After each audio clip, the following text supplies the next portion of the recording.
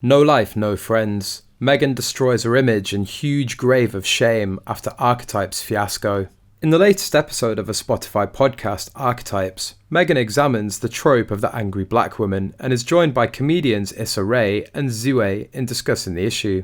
Meghan Markle admits she is afraid of saying what she wants out of fear that she'll be perceived as a stereotypical angry black woman. I'm particular. I think a high tide raises all ships.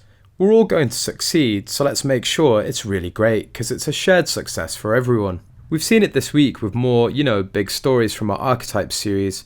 We've seen it's just her doing her show with Harry not involved at all. You can see the clearest evidence that the archetypes are to repair her reputation. Markle expressed how she's often terrified to speak her mind because of how people may react. You're like, oh my god, stop whispering and tiptoeing around it. Just say what it is that you need.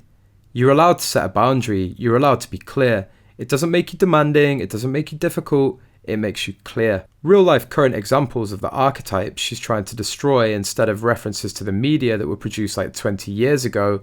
Is she that beholden to not making waves in Hollywood? If I was Spotify, I'd be pissed that Meghan Markle is using her very well funded, very lucrative deal to repair her own reputation.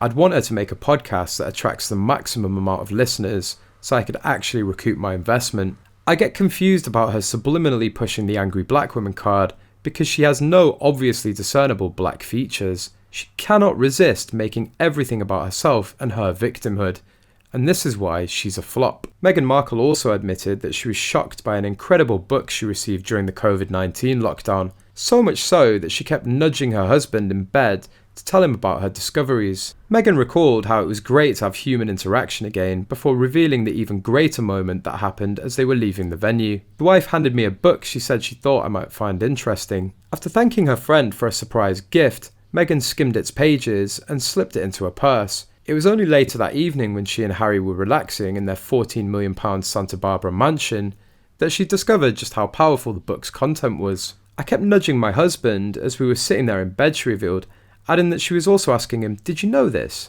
Meghan Markle recently gave an in-depth interview to Variety magazine where the Duchess opened up about her life in the US with Prince Harry. Royal experts discussed Meghan's new interview on the latest episode of The Palace Confidential, claiming that Meghan is relegating Prince Harry to the background with her subtle mentions of him. Meghan will know that everyone will know who she's talking about without having to say Harry or, has.